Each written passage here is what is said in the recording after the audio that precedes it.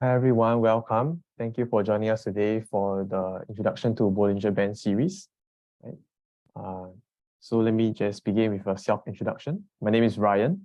I've recently just joined the FX team that was recognized by the Technical Analysis Awards as finalists for the Best FX Research for 4 consecutive years.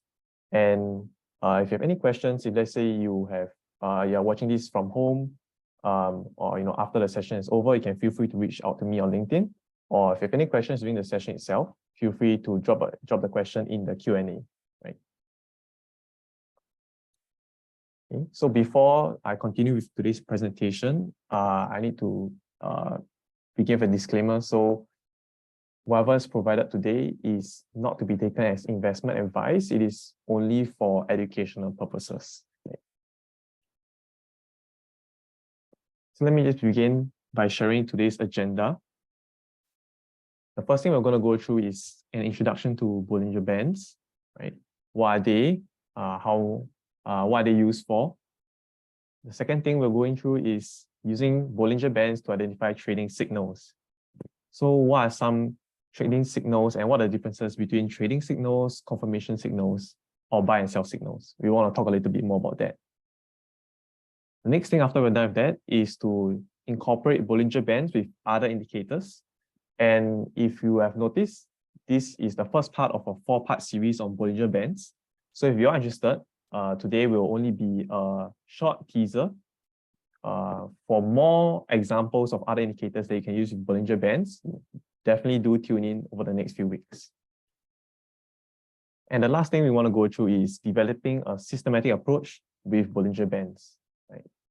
So that will help to enhance trading strategies when you are doing your trading. Right? So let us begin with the introduction. So what are Bollinger Bands? Bollinger Bands are 20-bar simple moving average. So it's made out of a single line. And on two sides of that line, you will see bands. And these bands are 2 standard deviations away from that simple moving average. And over here, I've included the formula for standard deviation, but you can think of it as a spread. So how far away are the previous 20 values as compared to the average of the past 20 values or the mean of the past 20 values. So this will be a simple way of trying to understand what standard deviation is. And of course, the more mathematically inclined among you might be wondering, so does that mean that 95% of the time the prices are within the upper and lower bands, right? Because if you're talking about normal distribution, then 95% of the time you will see price within the 2 bands. But there's some evidence to the contrary. So John Bollinger, who created the bands, actually remarked that only 90% of the time prices will lie between the 2 bands. So that sort of implies that price, at least if you're talking about when they are used in trading, price isn't normally distributed, right? Okay, so the next thing to know is that what do the bands tell you?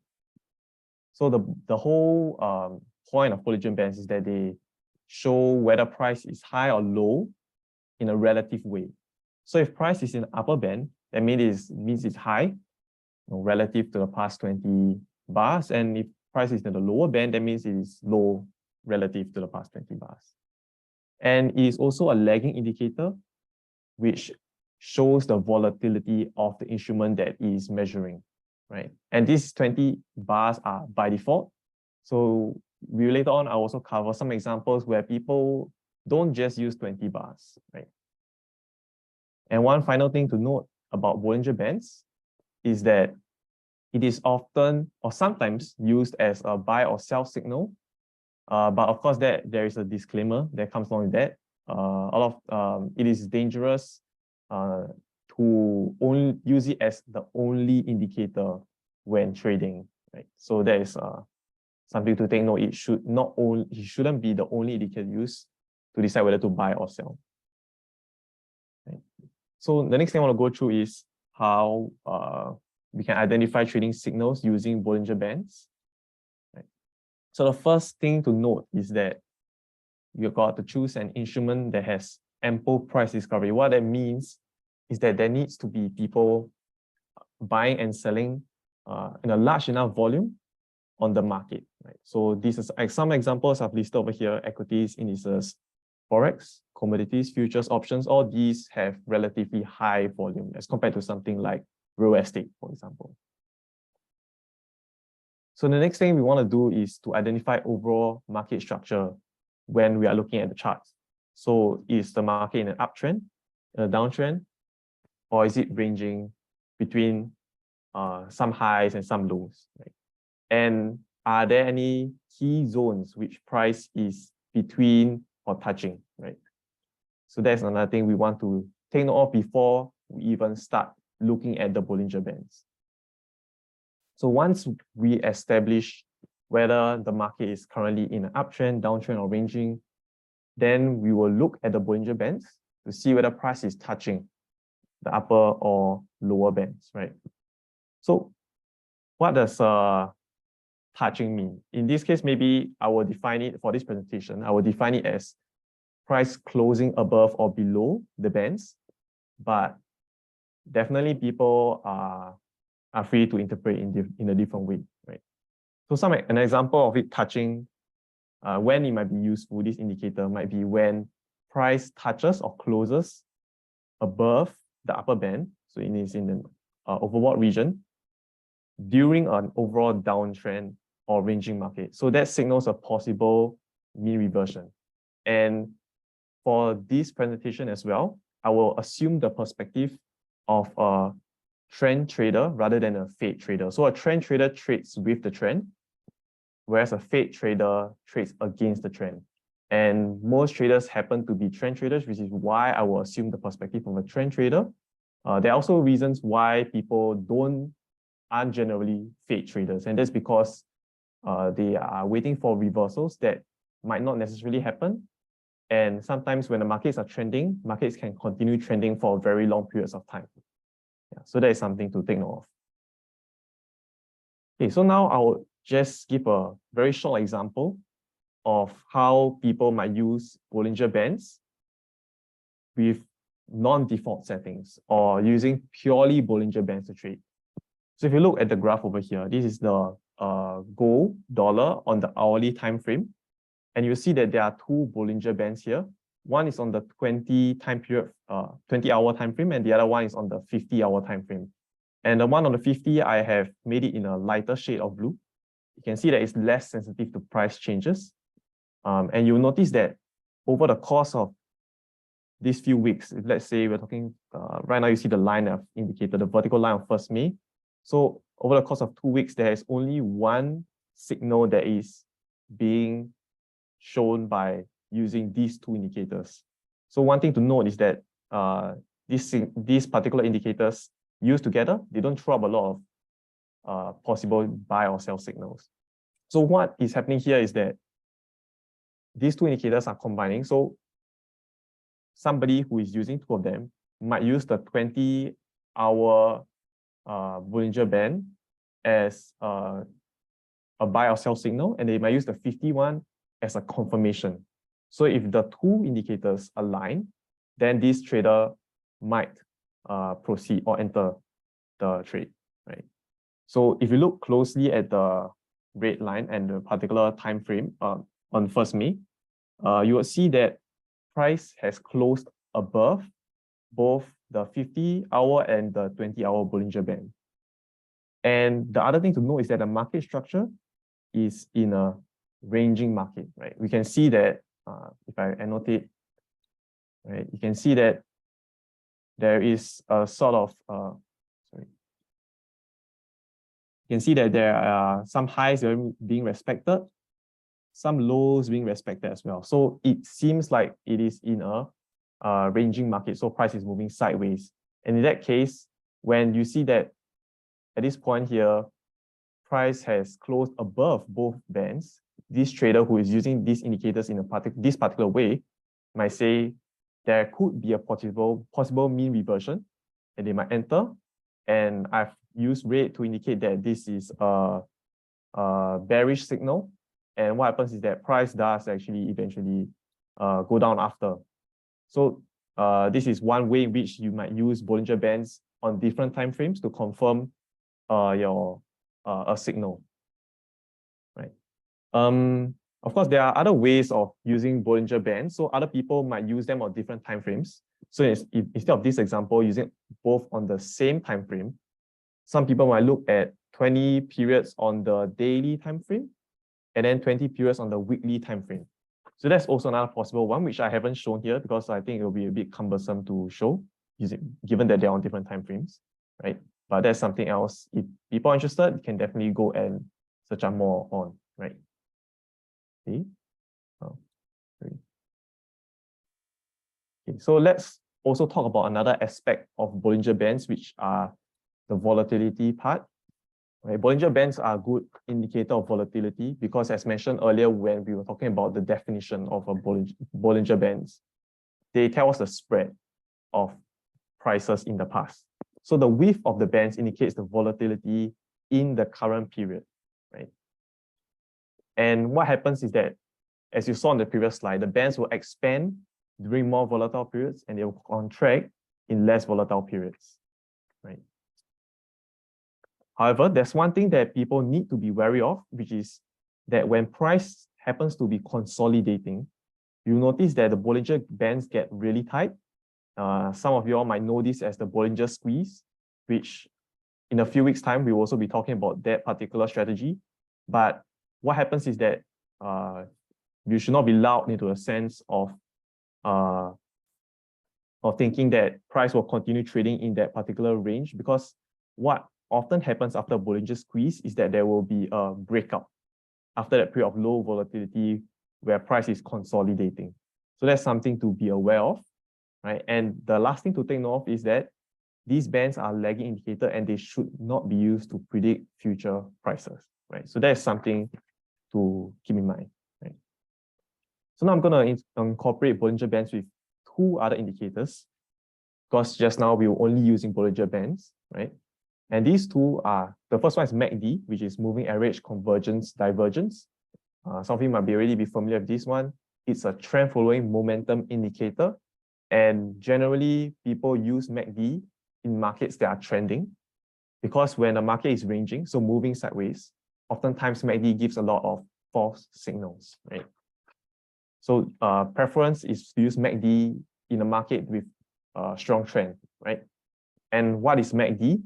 MACD is the difference between the 12-period EMA and the 26-period EMA. So that is the difference. And oftentimes you're really using, if MACD is above 0, it is a sign of bullish momentum. If MACD is below 0, it is a sign of bearish momentum. And the signal line is also present in the MACD as well. So you can use that when you are reading MACD, but you can choose not to as well.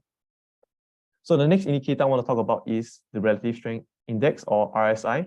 And this is a momentum oscillator, right? So it's slightly different from MACD, and its strength of the strength of the RSI lies in ranging markets. So that's the difference as compared to the MACD. They are both measuring momentum, but RSI is more useful when price is moving sideways. And what is RSI? Is basically the average gain or loss in the past 14 bars, and this is the default setting. So what happens, or how do you read RSI, is that when RSI is above 70, it means that prices are, rather currently the instrument is overbought. And if RSI is below 30, that means the instrument is oversold, right? And now let's look at one example of MACD and RSI on a graph, right? So we are looking at the dollar-yen on the hourly time frame. So if you look, I've highlighted certain parts of the graph which you want to pay attention to, because these parts of the graph first give signals on Bollinger Bands, which I've defined as closing above or below the Bollinger, upper or lower Bollinger Bands, right? So if you look at the first one over here, you'll see that price is in an uptrend, right? Price is in an uptrend, and yet price has closed below the Bollinger Band. So that is a potential buy signal That's why I've highlighted green is sort of a bullish signal. And if we confer with RSI and MACD, we see the MACD, which is, you can see is the blue line, right? So the blue line is the MACD line. The yellow line here is the signal line, right?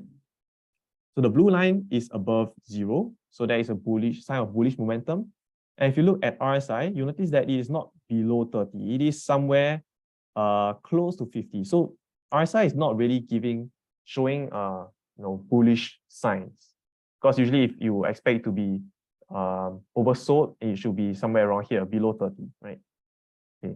But if you look at what happened afterwards, price went up. So this was a good use of the indicators with each other, right? And there's another reason why RSI is not very helpful in trending markets, which I will explain a little bit more as we go along, right? So the second part of the graph, we look at this green line as well here on 11 April. What's happening here is that we observe prices are going up again. So prices are traveling upwards in a channel. You see higher highs and higher lows, right? And one other thing to take note of is, of course, we don't want to have the hindsight benefit of hindsight bias, right? So let's say, imagine we couldn't see anything on the right. So what's happening is that we would generally concur that the price is in an uptrend. And right now, if you look at 11 April, price has closed below the Bollinger Bands, right? And we look at MACD is still above 0 here. And RSI, unfortunately, is still close to 50. So it's not really showing signs of oversold signs, right? So, but it's okay because as you will see, price does actually continue trending upwards for a little bit more after 11 April, right? So these are two points which these indicators combine to give good results. But if you look at this black line which I've drawn, this is another sign of where you might not, there are some flaws with just using these indicators. Because if let's say, be closer. So let's say we don't have the benefit of hindsight. If you look at this graph alone, what you're seeing is that price happens to be has tested this point, and it has not broken this high over here, right? So you might be forgiven for thinking that right now markets are trending, and you expect maybe a reversion, right, to the mean. When it is broken below the lower half, then prices are low relative to the previous few periods. You might expect price to go up like that, right? However, if we just look at what happens to price afterwards, right, we'll see that price is going downwards. So that's one example of when Bollinger Bands might not give completely accurate signals. And if you look at the other two indicators, so this one over here, RSI is giving in fact oversold signals, a much more not really oversold because it's not below 30, but it is much lower as compared to the previous two. And if you look at MACD, it's still above 0, right? So even though these indicators might align nicely, sometimes they might still give the wrong signal, and you have to look at other possible indicators as well. So these are some so it's not a sure always correct, right? Okay, so if moving on from this example, you have two more on the right here. You see that there's one over here on 18 April, and you can see that markets either they look like they're in an uptrend over here, right? You can see higher lows, higher highs. So price dips below the lower band, and we confer with MACD. MACD is just a bit above 0, right? And over here, you'll see that RSI is still not giving oversold signals. It's still above 30, right? But price does eventually revert to the mean, moves up, right? Another signal here, you'll see that price looks like it's trending downwards, right? Even if you look at this one, or if you look at a smaller length of time here, price is trending downwards. So what's happening is that okay, maybe this is not the best. If let's say you're trading with the trend, then what happens is that you will not take this signal, because it is, if you're trading with the trend and it's in a downtrend, you want to look for points where price is above the upper band. right? So this last one might not be the best, but if let's say you are a fade trader, you might take this one and you might say, okay, it's a downtrend. I maybe expect a reversal and price happens to go up. So sometimes you don't have to, depending on whether you're a trend or a fade trader, you can still use Bollinger Bands, right? Okay, so again, if you have any questions at any point, feel free to let me know, right? In the Q&A box, I will do my best to answer, right? So the next thing we want to cover after talking about using other indicators in conjunction with Bollinger Bands is how to be systematic. So how are we going to go from overbought or oversold signals to sell or buy signals, right? And to enter the trade, right? So there are a few things we need to take note of before. And there's a reason why we want to be systematic, right? First of all, it's because we want to minimize human biases. We want to incorporate rules that ensure people are consistent, a strategy that people will stick to, because humans, often are overcome by emotions, or you have biases that cause us to make exceptions for certain situations that happen, in the market, or reasons to deviate from the main strategy that people might eventually end up choosing. So that's the first reason, because of human biases and emotions. Well, the next thing, after we recognize that there is a need to be systematic, we also want to look at how to enter the particular trade before we use the indicator. So we want to look at market structure, depending on whether you're a trend trader or fade trader, right? So if you're a trend trader, you're going to trade with the trend, right? And that's important to identify market structure. And likewise, if you're a fade trader, you identify the key price levels that could have been tested in the past, right? So that's very important. The next thing you want to do is price touching either the lower or the upper bands. That can be a trigger instead of an immediate sell or buy signal, right? And the last thing we want to do, definitely, for any good strategy, is that stop losses must definitely be included. And this is so that not too much of the account is risked in each trade, right? So generally speaking, most people will give a safe estimate of 1% of the account on each trade. But of course, you can be more conservative if you would like. Okay, so now I'm going to go through two more examples of using Bollinger Bands with the other two indicators, and maybe you can see why RSI is not so useful in a trending market, and or maybe why MACD is not so useful in a ranging market, right? Okay, so I have again highlighted the different colors for the different times in which there are bullish or bearish signals. Right? So in this particular graph, it's all bearish signals. It's all in red, right? So let's look at the first one on 6 April, right? We'll see that price is in a downward sort of channel, right? You can see lower lows. I mean, if you're looking at just the Bollinger Bands, I don't have too much of the price action before that. Lower lows, lower highs. And what happens is that price closes above the upper band. So that means if you are trading with the trend, right, you're looking for potential mean reversion, and price hits the upper band, you expect it to go downwards. You look at the other two indicators. So MACD is almost zero, close to zero, but still negative. And if you look at RSI, it is above 50, but it is not in the overbought above 70 region. So we're looking above 70 is here, right? It's not there yet. But if you do follow through, then what happens is that you will see price goes down afterwards, right? And of course, there are we're of course not looking at this, because in a downtrend, then you would see many signs of many examples of price going below the lower band, because it is a downtrend. See over here, that again is another point which price closes below the lower band.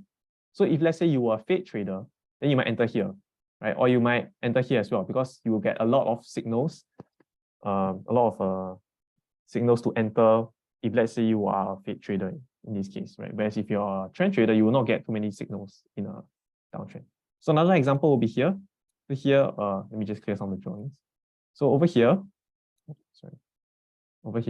if you are going with the trend on 10 April, so it's still in the downtrend, you see there are lower lows, lower highs and lower lows, and then you'll see that price closes above the upper band in a downtrend, right? So that could be a possible signal for bearish move downwards. And if you look at RSI, again, it's not showing overbought signals above 70.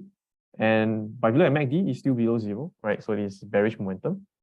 And price does move downwards again.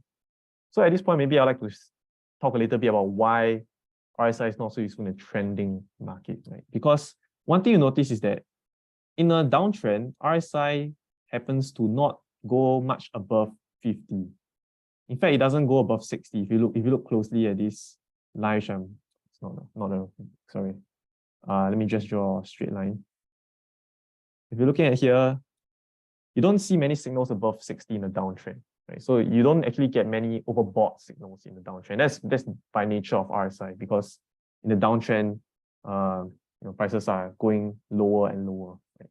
So that's why RSI is not that useful in a trending market. And sometimes some people, to get more signals, right, people might relax the criteria.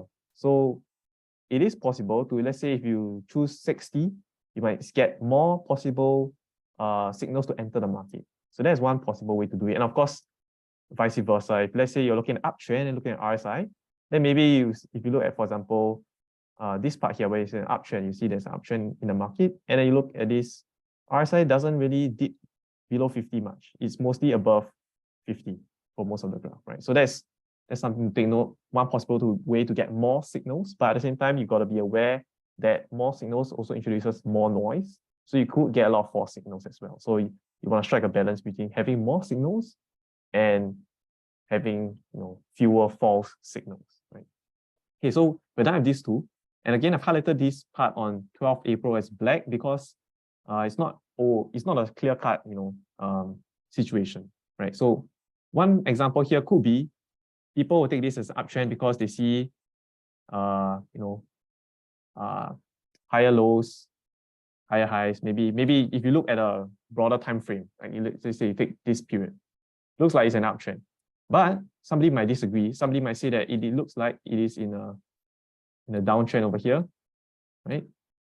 So it's not always immediately clear. And in this case, you have to use other indicators to make a better judgment, right, on whether it is currently in the downtrend or uptrend, right? So also take note that this is on the hourly time frame, so you might actually observe more things if you go into other time frames, right? So it's not clear cut. That's why I put it as black. And if you think that it's an uptrend, right, then of course, if price closes below the lower band, that would be a sign of potential reversion to the mean upwards. So you may expect price to go up, and of course price does, right? So it goes up here.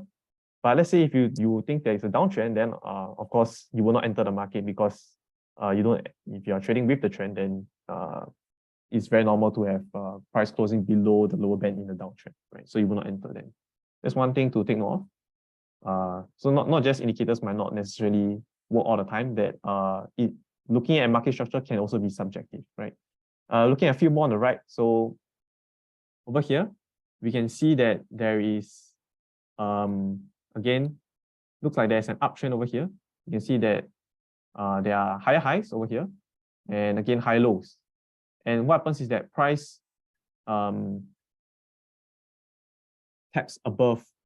closes above the upper band. So what you might expect is this is normal in an uptrend, right? So it might be normal in an uptrend. So you ignore this signal. But if let's say you are thinking there is a potential downtrend, if you look at this part here, if let's say you think that it's a downtrend, then you will say, okay, so closing above the upper band means there's a reversion to the mean. And you check over here, RSI is showing very, very close to oversold signals. And the other thing to take note is that MACD is actually positive over here, right? So it's actually showing bullish momentum instead of bearish. So that's one example of when the indicators don't align nicely, right? So depending on your better judgment, you have to decide whether to enter the trade or not, right? And of course, we don't have the benefit of hindsight to look at all these charts which we are looking at right now. The other thing to take note of is over here, we can see that right now, it seems like markets are trending, even if you take this time frame or if you take this time frame. Let's say you take this time frame over here. Price closes above the upper band.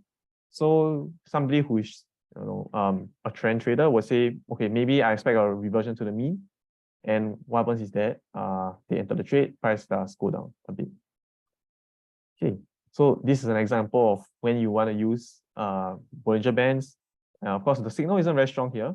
You see that it's barely overbought, right? And over here it's actually showing slight bullish momentum, just very slight, because MACD is above 0, right? The last thing to think over here on the right is this looks like an uptrend as well, right? You can see over here there are higher lows and also higher highs. What happened is that if let's say one does think that it's an uptrend, then you will not enter the trade because it's normal for it to close above the upper band. But if you are thinking that this is a downtrend, if you look at it this way, right, you'll say, okay, wait, maybe in this case, then this seems like a very this seems like an overbought signal. You enter and then price does go down eventually, right? So this is possible as well. Okay. Again, any questions, feel free to stop me to let me know. Otherwise, I'll keep going, right? And so this is the last chart that we want to go through today. This is the euro dollar on the daily time frame, right? So this is not the hourly time frame anymore. So we expect to see less noise within the daily time frame. Okay, and you will see again, there's a few places highlighted, and in fact, on the daily time frame, you can see that there's a lot more variations in the market structure, right? You see there's a downtrend and then there's another uptrend on the right. Whereas compared, if you look at the hourly time frame, you don't get to see that much. I mean, just because of the nature of how many candles you can fit into the screen, right? So over here, the first one over here, we see that again, there seems to be, in fact, you can maybe consider this a Bollinger squeeze, right? It's possible because you can see there's some consolidation of price. Price is ranging between the two levels over there. And then price closes above, right? So it's possible that this is a breakout, right? Higher, it's possible. But at the same time, it's also possible there is a reversion to the mean incoming, right? If you're in a ranging market, that's possible, right? So what we can do is we can look at the other indicators. So we see here, it seems like RSI is showing oversold. If let's say you take the level of RSI above 60 as oversold. If you're taking above 70, then you will not get that signal. And if you look at MACD, it is showing bullish momentum actually. So it's not a very, very strong indicator. And this trade actually could have gone either way. It could have gone further up or it could have gone down, right? So we have the benefit of hindsight. Yeah. Okay, if you look at another graph over here, another part of the graph on 30th March last year, right? You'll see that there seems to be, right, over here, a small uptrend, right? You can see that price, there's a small uptrend, or if let's say somebody else who's doing the graph slightly differently, they might look at this graph and think, okay, there is a key price level here, price has acted, bounced off here, there's some, and it's broke below this particular support zone, now it's a resistance zone, tested it twice, so that's possible, and then, when you test it again, and price closing above the Bollinger Bands. So you might expect a mean reversion, right? So you might expect that price moves downwards, right? And that's what happens. If you look at MACD showing signs of bearish momentum because MACD is below 0, right? Even though it's going upwards, right? And over here, there is not a very strong indicator in RSI of overbought conditions, right? So that's something to note. RSI is not that it doesn't give very strong signals in a market that is trending, right? So something to take note of. Okay, so go on to the next example over here. We can again see that price happens to be making lower highs, lower lows, right? And if you're looking for possible price levels, of course, pretend, of course, if you ignore, pretend you can't see what's on the right-hand side over here, right? What you can do is you can maybe think that, oh, it's possible that price will reverse, right? It will go back, revert back to the mean. if you look at a price level which I've just drawn over there, price seems like it's testing that level, right? And maybe potentially could move further downwards. Take a look at the other indicators. So over here, RSI is also just a bit above 50, so not a very strong indicator, but MACD is still negative, showing bearish momentum, right? So what happens is that price, you can enter here and price could move downwards, right? So that's another case in which these indicators work together, right? The one over here, which I highlighted in black, might not be immediately very clear cut, because if you look here, it seems like there's a downtrend, but if you look here on a very short period, it seems like there is an uptrend, right? So it's not immediately clear, but let's say if you take the longer time period and there's a downtrend, and you say, okay, I'll enter at this point, I expect a reversion to the mean based on price closing above the Bollinger Bands, right? Then price does go down. And if you look at RSI, again, it's not showing very strong signs of being overbought because it's in the trend. But again, here, MACD is still negative, right? So it's still bullish. Let's say there's an uptrend here. Then, of course, you wouldn't even enter the trade, right? Because closing above the upper band is normal in an uptrend. Right? So again, depending on how you read market structure, you might or might not enter the trade, depending on the parameter. Again, of course, if you happen to use the same parameters as I have in this example. Okay, so the last one I want to go through for today is the one on the right here. So we can see that there is an uptrend over here.